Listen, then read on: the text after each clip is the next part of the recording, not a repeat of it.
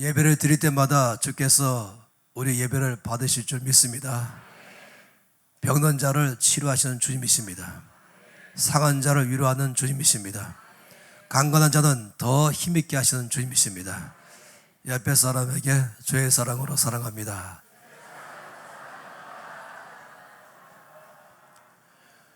우리의 신앙생활은 크게 두 가지가 우리의 신앙생활을 굳게 잡고 있습니다. 하나는 예수님의 십자가의 죽으심이고 또 하나는 부활하심인 것입니다. 주의 십자가의 죽으심은 우리의 모든 죄를 다 해결하셨습니다. 주의 부활하심은 우리의 삶을 새로운 차원으로 옮기시는 것입니다. 우리는 지난 주간에 부활주를 맞이하고 또 오늘 다시 한번 이 부활의 주님을 더 말씀 속에 보기를 원하는 것입니다. 초대교회 때는 모일 때마다 두 가지를 늘 기억했습니다. 주께서 우리 모두를 위하여 십자가에서 죽으시고 또한 사흘 만에 부활하심이 너희 모일 때마다의 가장 중요한 메시지였습니다. 오늘도 같은 시간들 갖기를 바라는 것이에요. 전 인도에 몇 번 이제 말씀을 전하러 갈 때 그 중에서 두 번은 조금 이제 이 뉴델리에서 차를 타고 가야 될 만한 거리에 이 타지마할 묘가 있죠. 세계적으로 가장 아름다운 이 건축술로 뛰어난 건물입니다. 근데 사실은 그 타지마할 묘는 이제 무갈 제국의 한 왕이 자기 왕비를 죽음을 애도하면서 그 시체를 묻어놓은 장소가 바로 그 타지마할 묘인 것이에요. 많은 사람들이 뭐 여러 가지 이유로 그곳을 이제 방문하기도 하죠. 굉장히 화려하고 또 아름답게 꾸며놨습니다.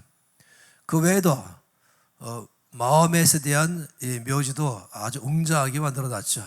그럼 많은 사람들이 그 무덤 앞에 순례길을 갖고 있습니다. 또 중국의 진시황도 서안에 아주 거대한 무덤을 만들어놨죠.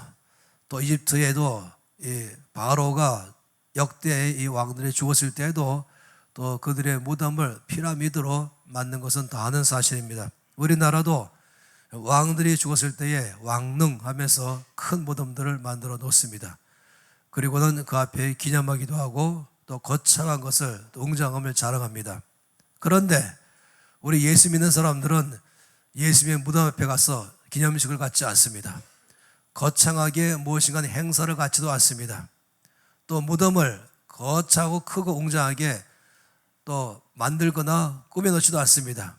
왜냐하면 주님은 부활했기 때문인 것이에요. 주의 무덤은 비어 있습니다. 모든 사람은 다 죽고 그 시체가 그 안에 갇혀 있지만 그러나 주님은 무덤이 필요가 없습니다. 부활하기 때문에 주의 무덤은 이 땅에 아무 의미가 없는 것입니다.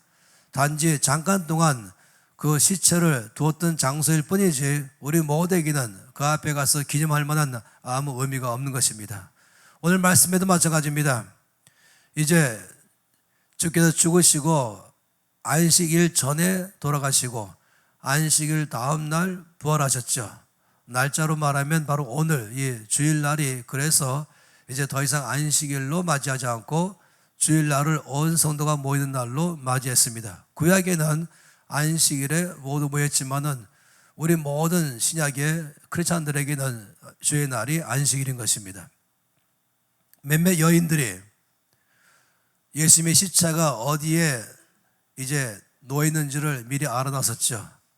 그것은 바로 이 부자인 아리마대 요셉, 그가 자기를 위해서 마련했던 무덤을 예수님께 기꺼이 내드렸습니다.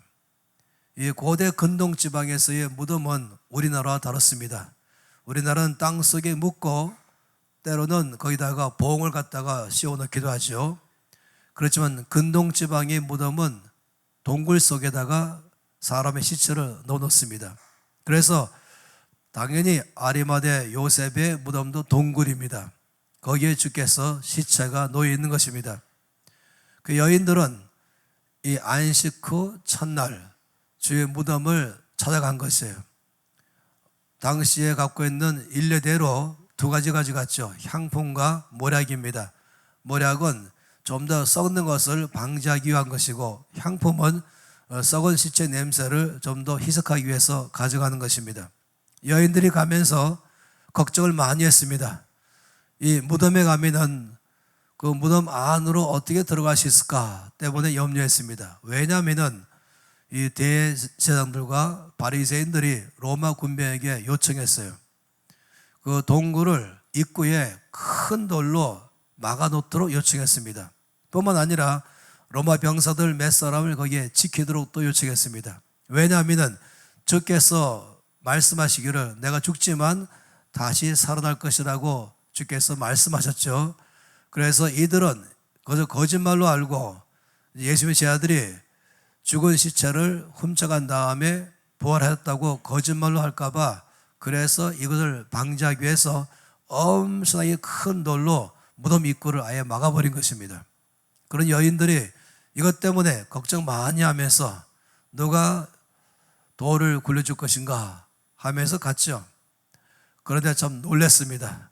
정작 가보니까 돌 입구에, 아니, 무덤 입구에 돌이 아예 굴러가 버리고 무덤 입구가 뻥 뚫려 있는 것입니다.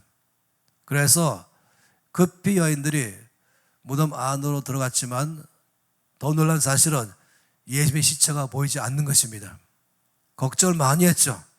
누가 우리 주님의 시체를 가져갔을까 하는 것이었습니다. 근데 거기는 보니까 보통 그들은 이 시체를 세마포로 칭칭 감싸지 않습니까? 근데 주님을 감쌌던 세마포가 다 거기에 잘 개켜져 놓여 있었다라고 말하고 있습니다.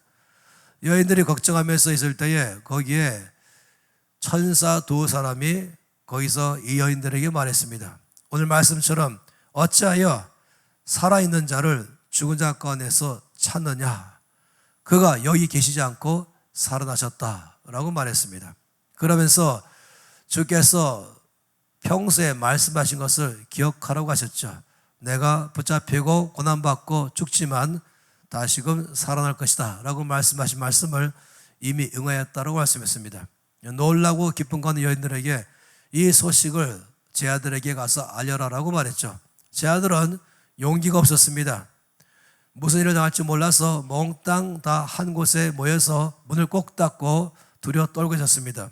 여인들은 제 아들이 가서 이 소식을 알렸죠. 제 아들은 처음에는 이 말씀처럼 허탄한 뜻이 들려 믿지 않았다라고 말했습니다. 그런데 그 중에 베드로와 요한은 그 말을 듣자마자 바로 벌떡 일어나서 무덤으로 달려갔습니다. 가봤더니 빈 무덤이었었죠. 주께서 부활하기 때문에 보인 것입니다.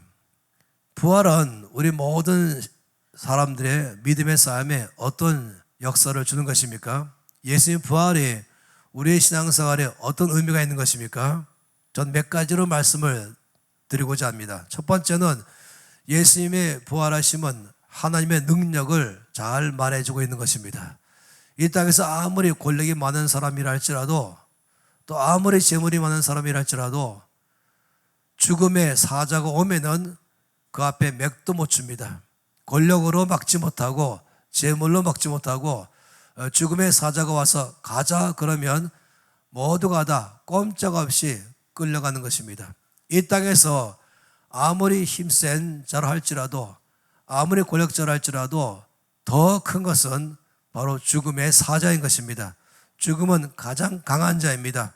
그런데 주께서 죽음에서 부활하셨다, 살아나셨다. 이것은 뭘 말합니까? 오직 하나님만이 가장 전능자이심을 잘 말하는 것입니다.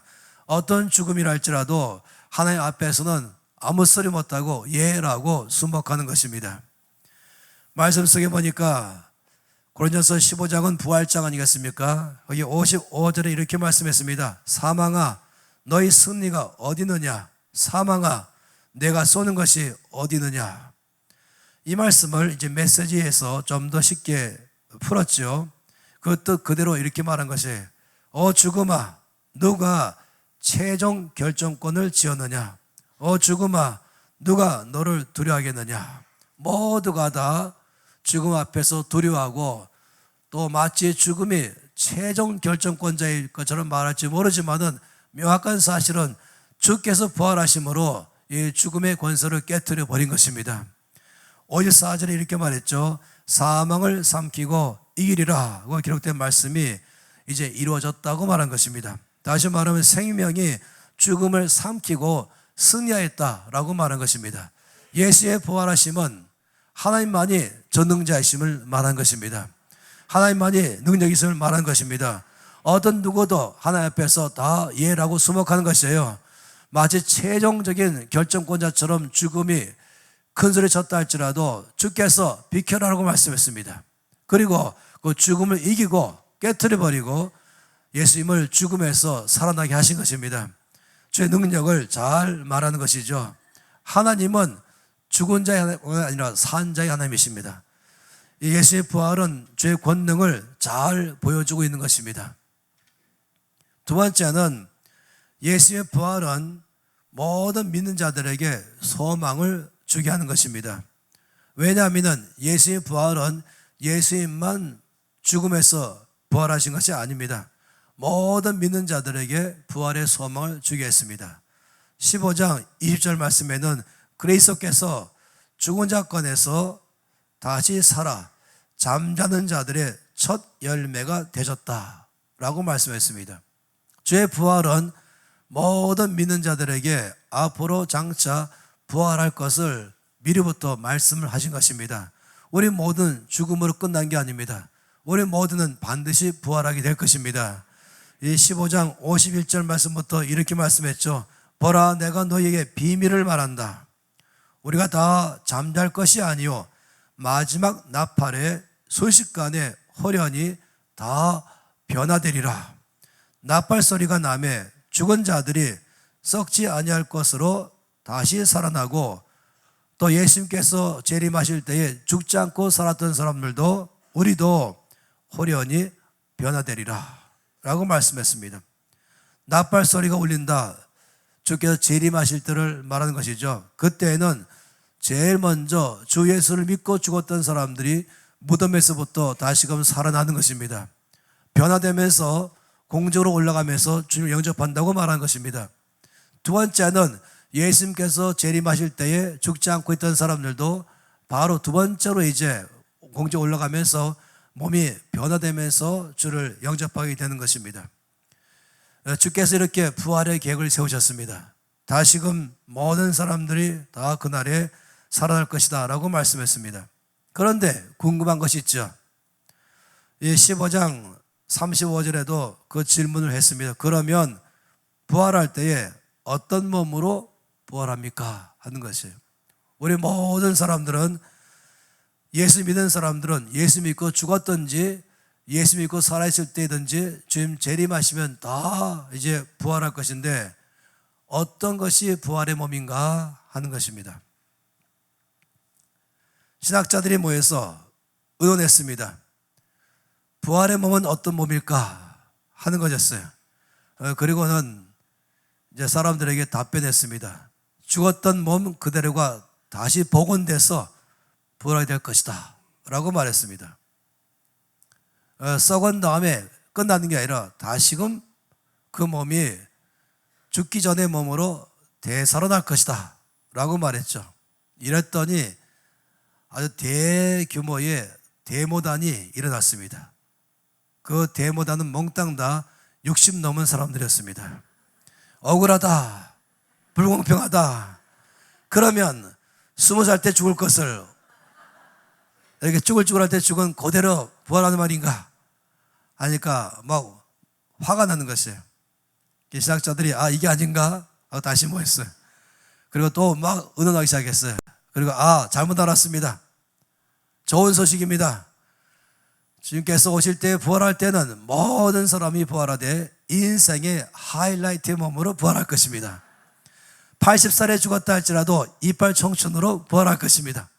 그러니까 16살 따의 나이로 부활한다. 나이가 2살 돼서 죽었다 할지라도 이빨 청춘으로 부활한다. 그러니까 아주 모두가 다 만족했습니다. 몇 사람이 반대했어요. 성형수술한 사람들이 반대가 막 하기 시작했습니다. 신학자들이 다시 모였습니다. 이번에는 말씀을 보기 시작했어요. 말씀 안에서 부활의 몸은 과연 어떤 몸일까?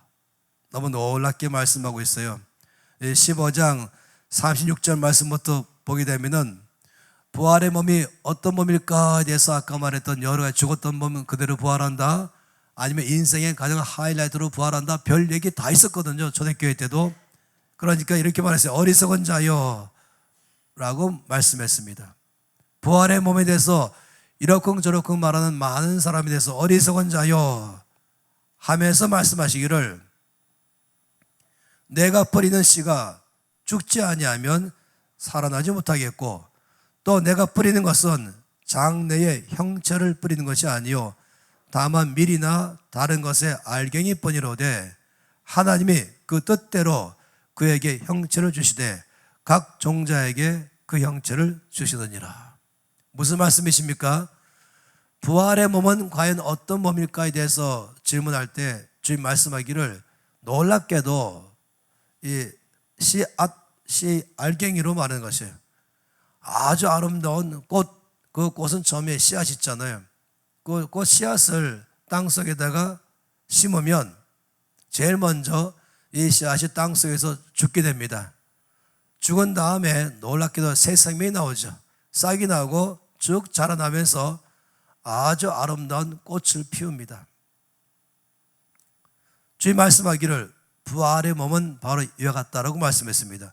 우리 모든 몸은 이 땅에 살면서 제 나름대로 내가 예쁘다, 내가 멋있다, 내가 잘났다 라고 나름대로 다 뽐내며 자랑할지 모르지만은, 그러나 부활의 몸에 비하면 이 몸은 그냥 씨 알갱이 같다라고 말한 것이에요.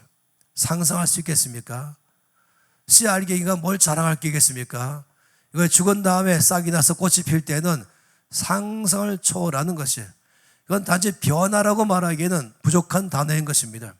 이거는 그냥 1.0에서 1.2 정도의 부활도 아니고 1.2.0도 아니고, 이건 다른 차원으로 옮겨지는 것입니다.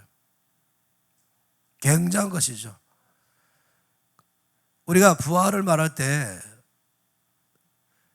그 당시는 이 말씀했지만은 요즘은 이 표현으로 하지 않습니다. 요즘 우리가 잘 표현하는 건 부활의 몸은 나비로 표현하고 있습니다.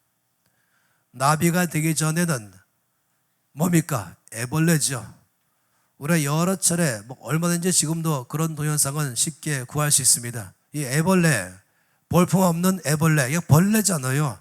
아주 볼품없는 벌레가 이제 거기서 변화되기 시작하는데, 거기서 그걸 뚫고 나오면서 너무너무 아름다운 나비로 바뀌는 것입니다. 그래서 말씀하기를, 이제 이 말씀을 쉽게 표현한다면 부활의 몸은 마치 애벌레가 나비로 되는 것과 똑같다 라고 말한 것입니다. 소망이 생깁니까? 별로 안 생기세요? 너무 놀라서 잘 감이 안 오십니까?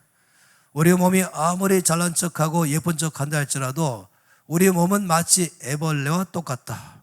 부활할 때 우리 몸은 나비와 똑같다. 이것이 바로 부활의 몸인 것입니다.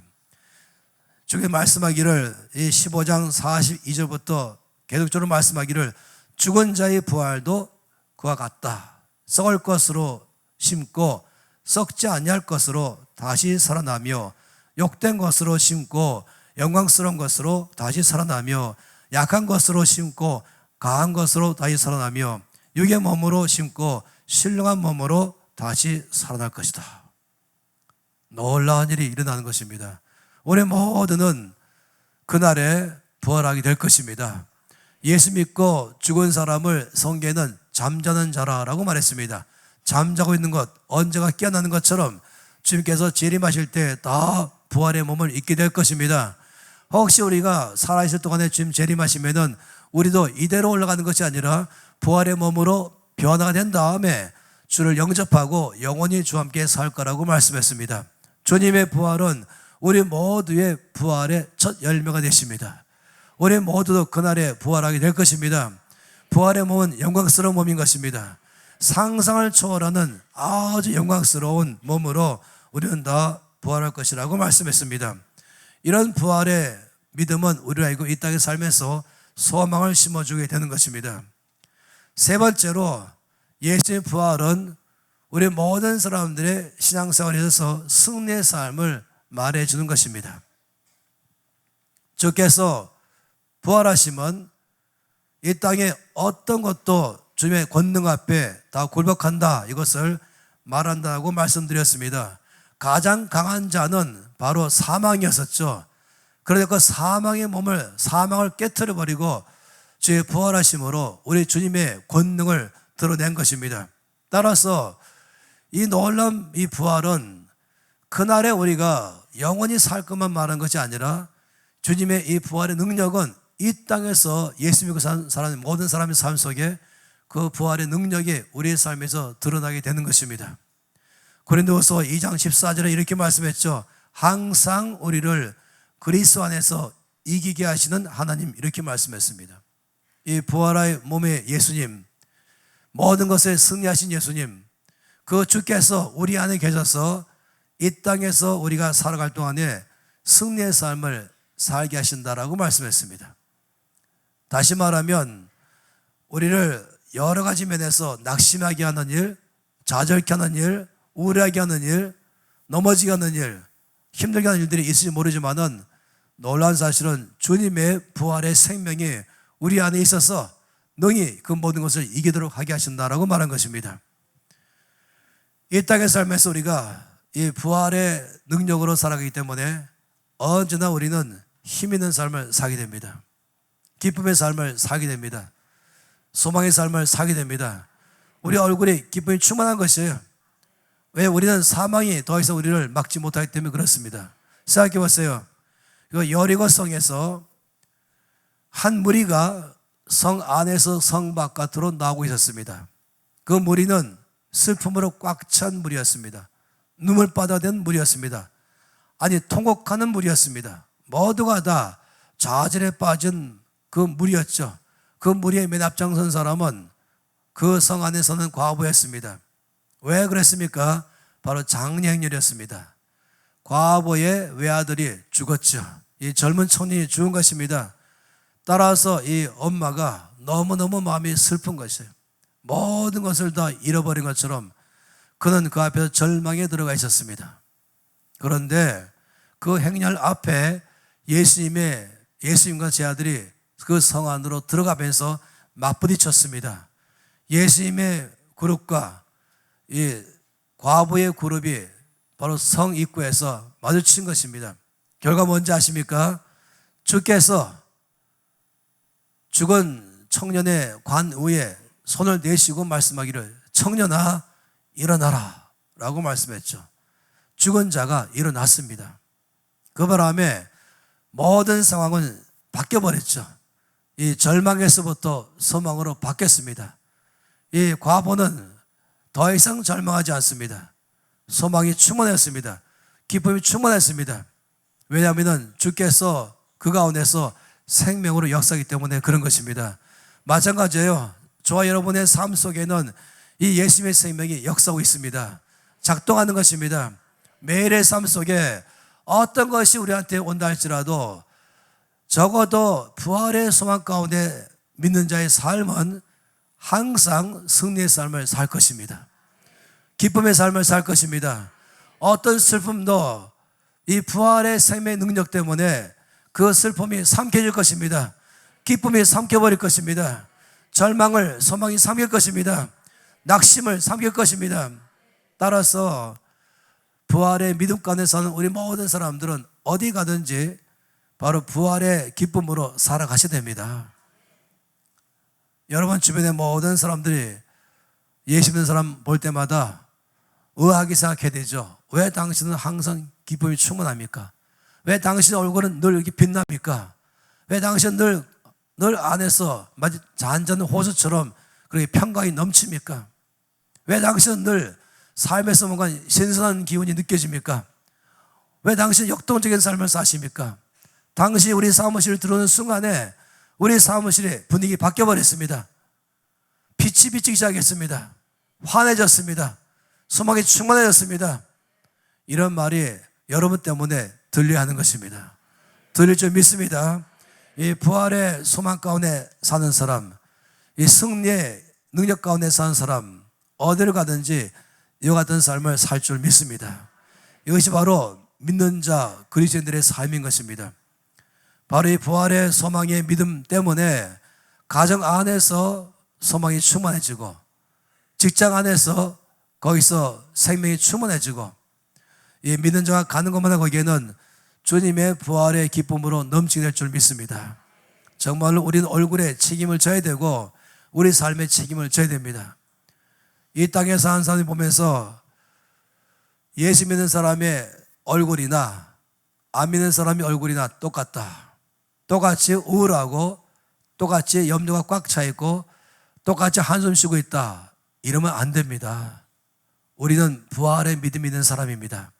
어디를 가든지 그들이 우리를 볼 때마다 예수 그리스도를 발견하게 되는 것입니다.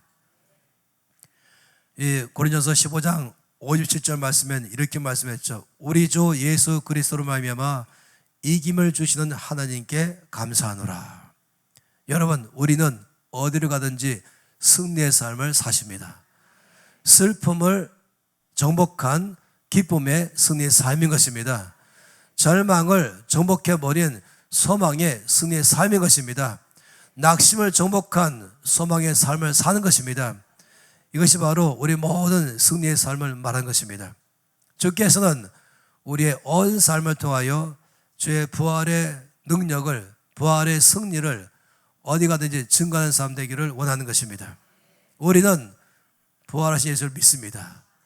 우리 주 예수님은 사망에서 살아나셨습니다. 예수님은 부활하셨습니다. 그 부활의 예수님이 나와 함께 계십니다. 그 예수의 능력이 나의 능력 되십니다. 나를 이기는 삶을 살게 하신 것입니다. 그러니까 매일마다 주께서 여러분에게 승리의 삶을 살게 하십니다. 어디 가든지 여러분 때문에 주변이 환해질 것입니다. 기쁨이 생길 것입니다. 소망이 일어날 것입니다. 여러분은 다르게 말하면 이 행복 바이러스가 내 안에 이미 있는 것이에요. 가는 곳마다 우리는 이 좋은 바이러스, 살리고 기쁨 주고 새롭게 하고 소망 주게 하는 이 소망의 부활의 바이러스가 우리 안에 이미 충만한 줄 믿습니다. 여러분, 이것은 매일마다 고백하십시오. 아버지, 내가 가는 곳마다 부활의 승리의 능력이 나를 통하여 흘러가게 해주십시오. 내 주변이 빛으로 밝아지게 해주십시오. 기쁨이 있게 해주십시오. 소망이 충만케 해주시옵소서. 이것이 바로 승리의 삶인 줄 믿습니다. 네 번째로, 주님의 부활은 우리 모두로 하여금 날마다 근신의 삶을 살게 합니다. 절제의 삶을 살게 합니다. 거룩한 삶을 살도록 만들어 줍니다. 고린도서 15장 32절 말씀부터 보면은 이렇게 말씀하고 있어요. 죽은 자가 다시 살아나지 못한다면은 내일 죽을 터이니 먹고 마시자 할 것이다. 그렇지 않겠습니까? 더 이상 우리는 이 땅에 살다 죽으면 끝이다. 사는 것이 전부다. 더 이상 죽은 후에는 아무것도 없다. 이런 삶으로 살아간다면 사람들의 생각 속에는, 그러니 살아있는 동안에 실컷 놀자, 실컷 누리자, 실컷 재밌게 살자, 이렇게 하면서 먹고 마시면서 살자 할지 모르겠습니다. 성경 말씀에 속지 말라. 악한 동무들은 선한 행실을 더럽히나니 깨어 의를 행하고 죄를 짓지 말라라고 말씀했습니다. 여러분, 우리 모두는 부활의 믿음을 갖고 살고 있습니다. 이 땅에 사는 것은 잠시요, 그 다음에 죽는 것이 아니라 잠자다가 좀 재림하시면 영원한 부활의 삶을 살게 됩니다. 이 소망이 다 있습니다. 이런 사람들은 이 땅에 사는 이 잠시의 삶을 제멋대로 살지 않습니다. 왜냐하면 우리는 이게 끝이 아니거든요. 그건 시작인 것입니다. 앞으로 영원한 삶이 시작인 것입니다. 그렇기 때문에 우리는 매일마다 근신합니다. 죄악이 나를 유혹하면은 너라고 말을 단호하게 말한 것이죠. 나 육체가 나를 이 땅에서 육체적으로 살도록 끌어가려고 하는 너라고 말한 것이죠. 왜냐하면 우리는 부활의 소망이기 때문에 그런 것입니다. 영원한 나라의 소망이 있는 사람은 이 땅에 살아가는 삶이 그렇게 육체가 이끈 대로 살지 않을 것입니다. 우리 모두는 이 땅에 사는 동안에 영원한 나라를 위해서 예비하는 자의 삶을 살 것입니다. 어떤 사람은 부활할 때에 구원받은 자의 몸밖에 안 된다라고 말씀드렸죠. 겨우 구원받은 사람처럼 구원받게 됩니다. 근데 어떤 사람들은 이제 부활해서 영원한 삶을 살 때 상 받는 사람이 있습니다. 이 땅에 사는 이 짧은 삶 동안에 우리는 영원한 나라에 투자하는 삶을 사는 것입니다. 내 마음대로 살다가 예수 믿고 죽게 간 사람은 겨우 목숨만 구원받은 사람으로 살 것입니다. 그러나 이 땅에 살아가면서 주님의 뜻을 따라 살아가고 주님을 기쁘게 하는 삶으로 살아간다면 이 모든 것은 다 그날의 계산서에 의해서 계산될 것입니다. 상 받게 될 것입니다. 영원한 나라에서 상 받기를 사모하는 사람은 날마다의 삶을, 근신의 삶을 살아갑니다. 절제의 삶을 살아갑니다. 오늘 하루의 삶은 영원한 나라를 위해서 투자의 삶으로 살아갈 줄 믿습니다. 우리는 그런 소망이 있습니다. 따라서 이 부활의 소망이 없는 사람은 제멋대로 살지 모르겠어요. 그런 노래도 있지 않습니까? 뭐 노세 그러면서 이 땅에 사는 삶이 전부니까 실컷 먹고 가고 싶은 데 가고 자기 육신 위해서만 열심히 살아갔어요. 거짓말인 것이에요. 우리 모두가 다 압니다. 우리는 영원한 부활의 소망이 있습니다. 따라서 이 땅에 사는 삶 동안에는 그날을 위해서 지금 현재 투자하는 시간들인 줄 믿습니다. 지혜롭게 사시 바랍니다. 주의 뜻 가운데 사시 바랍니다. 제약이 오면은 너라고 말하십시오. 주의 뜻이 올 때마다 예라고 말씀하십시오. 그리고 하루의 모든 삶은 영원한 나라 안에서 계산되는 삶을 사시를 바랍니다. 주께서 그날에 상 줄 줄로 믿습니다. 히브리서 11장 말씀에 믿음장을 말할 때에 모세에 대해서 말하기를 모세는 이집트의 왕자로서 권력을 누리며 살 수가 있고 모든 재물을 다 풍족하게 쓸만한 그런 삶을 살 기회가 있었고 필요한 모든 음식을 가지고 이 오락을 즐기며 살만한 삶이 그에게 있었지만은 그는 이 모든 것을 다 거절했다 그랬습니다.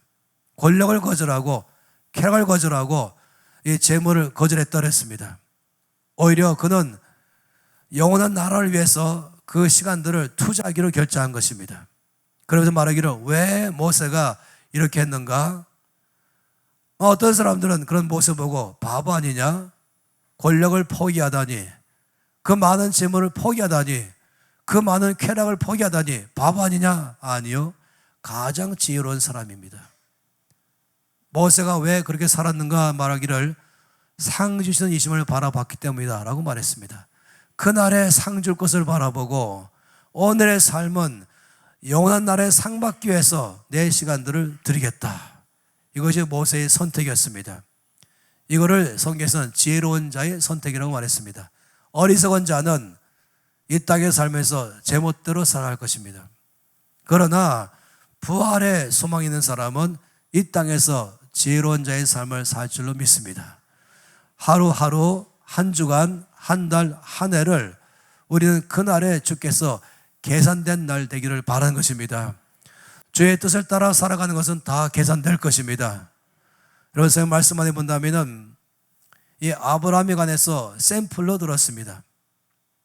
아브라함이 75세 때에 주의 부르심 받고 드디어 믿음의 삶을 출발했다라고 말하고 175세 때에 죽었다고 말했습니다. 그러니까 100년간 75세부터 175세까지 100년간을 그는 이 땅에서 믿음의 삶을 살았습니다. 그런데 놀라운 사실은 이 창세기 16장 맨 마지막에 아브라함의 나이 86세였다라고 말하고 바로 이어서 17장 1절에는 아브라함 나이 99세 때에 라고 말하고 있어요. 여러분, 성경은 원래 장절이 없었습니다. 그냥 쭉 다 되어 있는 것이었죠. 따라서 이렇게 말한 것이 아브라함의 나이 86세였다, 또 아브라함 나이 99세였다 이렇게 말하면서 주께서 의도적으로 13년을 말씀하신 것입니다. 갑자기 그 한 절도 않은 사이에, 짧은 사이에 13년을 꽁충 건너뛰어버린 것입니다. 왜 그랬습니까? 86세는 이스마엘을 낳았을 때였습니다. 99세 때는 다시 주께서 그를 부르시고 이삭을 약속하실 때였습니다. 이스마엘은 아브라함에게 뭘 말합니까? 죄의 뜻을 따라 산 것이 아니라 내 뜻대로 살아갔을 때, 내 마음대로 살아갔을 때, 내 육체로 살아갔을 때가 바로 이스마엘이 대표적인 열매인 것입니다. 이삭은 죄의 뜻을 따라간 삶에 대한 열매인 것입니다. 일부러 이 말씀하시면서 부활의 영원한 소망이 있다면 우리는 이 땅에 사는 삶이 그냥 다 산 삶이 아니요, 죄의 뜻을 따라 산 것만 영원한 나라에서 개선될 것이다 라고 말했습니다. 어떤 사람은 80세를 살았지만은 주님께서 다 계산서를 보시더니 너는 2년간만 계산된다. 그거 얼마나 억울하겠어요. 어떤 사람은 40살에 죽었지만은 너의 인생은 20년간을 계산하겠다 한다면은 참으로 의미가 있는 것입니다. 앞으로 남은 모든 삶은 젊은 사람이든 연세가 많은 사람이든 상관없이 하루하루의 삶을 주의 뜻을 따라 살기로 선택하시기를 바랍니다. 우리 모두는 유혹 속에 살고 있습니다. 육체를 따라 살 만한 유혹이 많이 있습니다. 그러나 그때마다 결정하세요. 결정의 기준은 이것은 바로 주의 뜻인가 아닌가. 주의 뜻이면 선택하고 주의 뜻이 아니면 거절하고 이런 삶을 살아가신다면 그날에 상 받게 될 줄로 믿습니다. 부활의 소망이 있는 사람은 이런 삶을 살 만한 이유가 있습니다. 매일마다 의롭게 살고 정직하게 살고 거룩하게 살아가며 주 앞에서 살아갈 줄로 믿습니다. 그러면 이 모든 것들은 그날에 상 받게 될 줄로 믿습니다. 다 손 높이 들고 기도하시겠습니다. 통성으로 기도하실 때에 예수의 부활에 소망이 있습니다. 예수의 부활은 나에게 생명을 줍니다. 예수의 부활은 나에게 승리를 줍니다. 예수의 부활은 나에게 소망을 줍니다. 예수의 부활은 나로 하여금 절제하는 삶을 살게 합니다. 날마다 부활의 믿음으로 살겠습니다. 부활의 소망으로 살겠습니다. 부활의 능력으로 살겠습니다. 승리의 삶을 살겠습니다. 기쁨의 삶을 살겠습니다. 나의 온 삶 전체를 통하여 아버지 영광 받아 주시옵소서. 통성으로 기도하시겠습니다. 아버지 감사합니다.